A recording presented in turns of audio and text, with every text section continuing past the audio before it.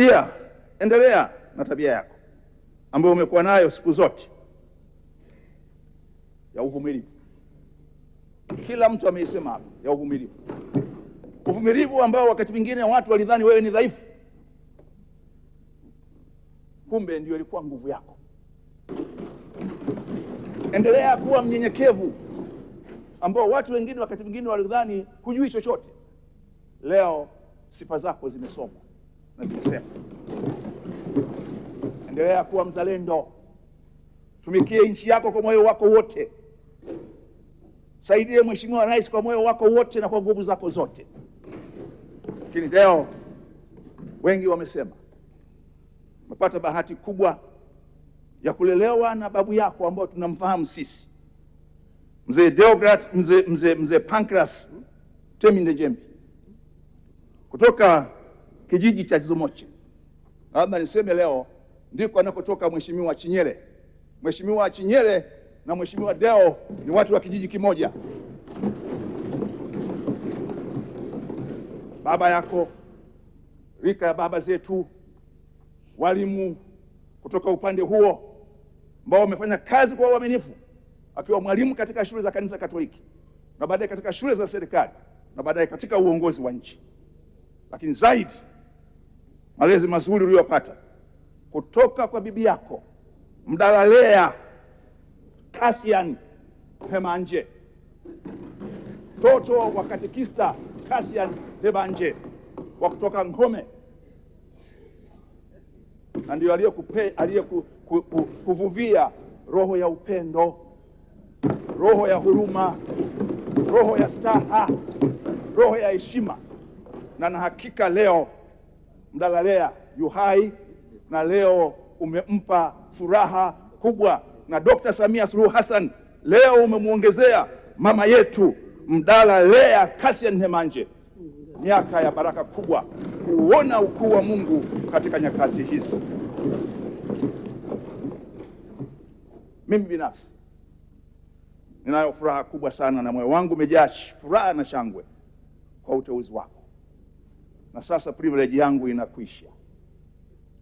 Jana wenzako wananiambia, kila siku alikuwa anapita hapa anakuambia, mzee wangu ni Mswanu na nimtia mwanangu Deo ni Mswanu. Leo imekwisha.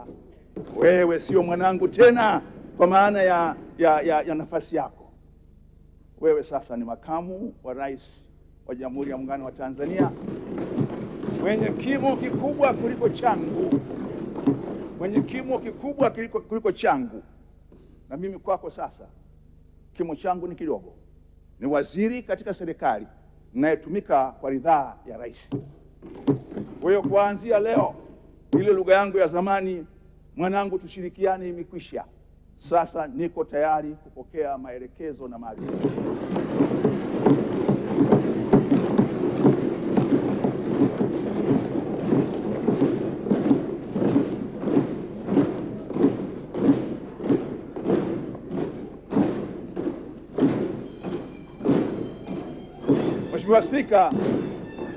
Mheshimiwa Spika, mimi na mke wangu Amina, Dr. Amina Deo tulikuwa tunamwita mwenetu.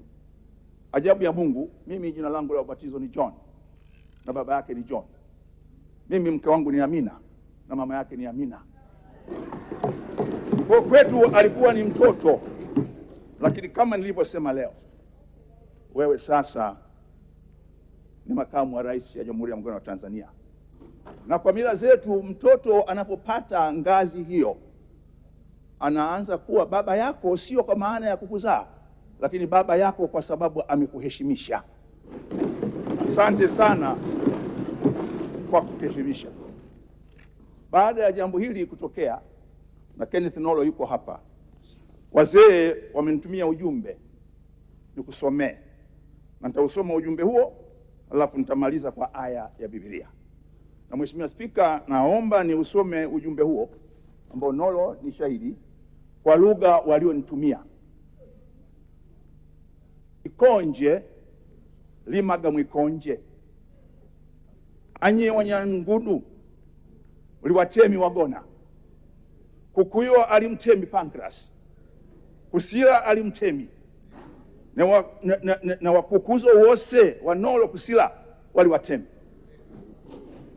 alu agwe deo si uli mtemi wawa ikutu lya mtemi wawa mtazi wa mtemi taze mahweso maswanu mtemi wesi yetu Dr. Samia Suluhu Hassan kwa mtima wako wose Mlungu ya kulugute Mlungu ya kudime na Mlungu ya kubele nhojo zose la wazuwali sunga miaka nichibitilila.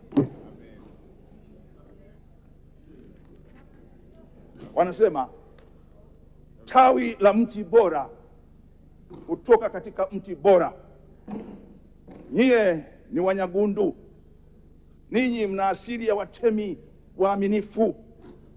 Babu yako mzee Pancras alikuwa mtemi, Kusila alikuwa mtemi, na babu zako wote Nolo Kusila walikuwa watemi. Lakini wewe leo sio mtemi, bali ni sikio la mtemi. Wewe leo ni msaidizi wa mtemi. Mpe mawazo mazuri na ushauri mzuri mtemi wa nchi yetu Dr. Samia Suluhu Hassan kwa moyo wako wote. Mungu akubariki, Mungu akulinde na akujaze baraka zake zote.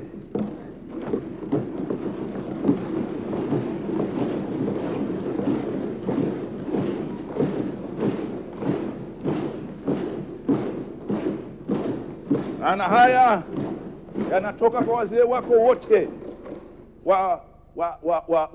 wa Bihawana, Wabahi, Wachikuyu, Wamaweni, Wasoria, kose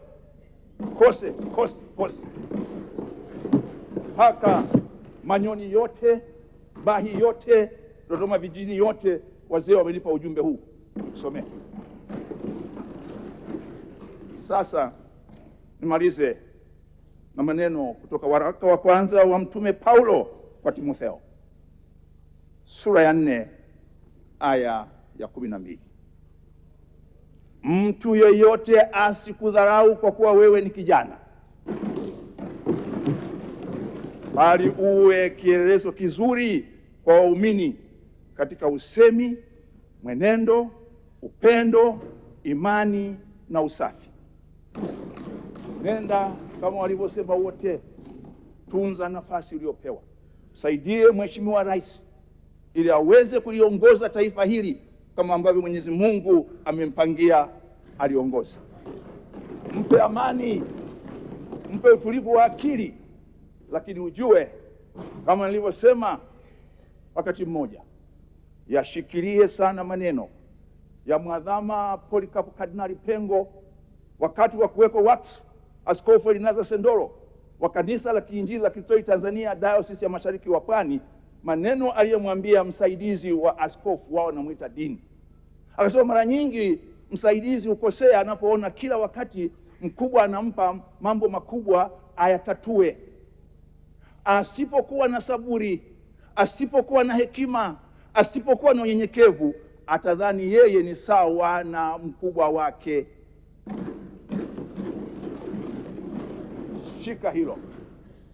Wewe ni msaidizi wa rais, una sifa zote, una haiba hiyo, una tabia hiyo, na wenzako wote wa rika yako wameshuhudia. Sisi tulio wazee, furaha yetu ni kuwaona vijana watakaoliongoza taifa hili baada ya sisi zamu yetu kuwa imekwisha, na tukiwatazama. Ndio maana tunaona fahari katika uzee wetu kuwa pamoja na nyinyi vijana, na hasa vijana wenye heshima, vijana wenye adabu, vijana wenye kiasi, vijana wenye kujua ukomo wao, lakini vijana wanaothamini taifa lao, wanaoipenda nchi yao, na wanaoheshimu viongozi wao. Basi ndugu zangu wabunge wote, ado, mimi sio mwalimu wako tu, lakini pia sisemi hivi kwa nia mbaya, la hasha. Hili ni jambo la kitaifa.